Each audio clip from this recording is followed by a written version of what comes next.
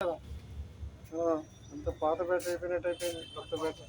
అందుకే 2 days లో కూడా రావాలండి. నువ్వు 2 days ఛార్జింగ్ పెడతానని చెప్పావు కదా. మీరు కాల్ చేసారు కదా నాకు, ఎప్పుడు చేసి దగ్గర 2 వారాలు అవుతుంది చేసి.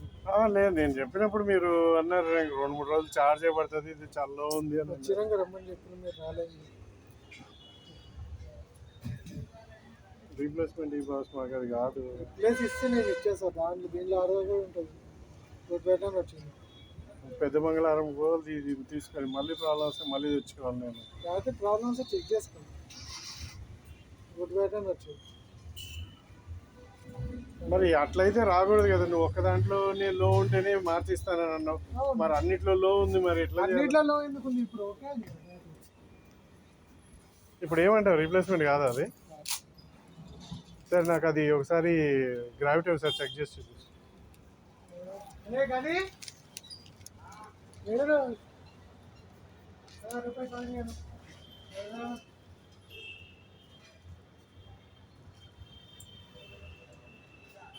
ఇక రారా.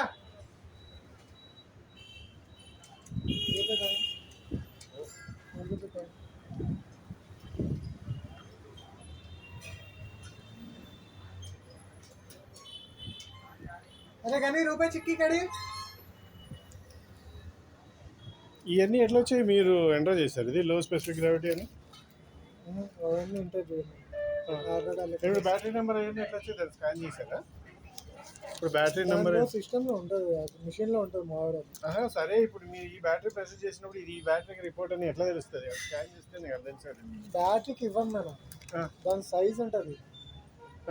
బ్యాటరీ మోడల్ వచ్చేసి అందులో ఉంటుంది. మోడల్ క్లిక్ చేస్తే బ్యాటరీ గుడ్డా లేదా చేస్తాం. ఒకవేళ బ్యాటరీ లోపల కండిషన్ వీక్ ఉంటే అలా తెలిసిపోతుంది.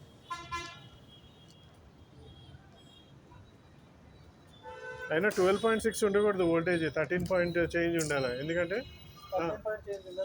ఉంటుంది ఫుల్ ఛార్జింగ్ అనేది ఉంటుంది. పక్కన పెడితే ఎట్లా 12 పాయింట్ వస్తుంది, 12 వోల్టేజ్ అది.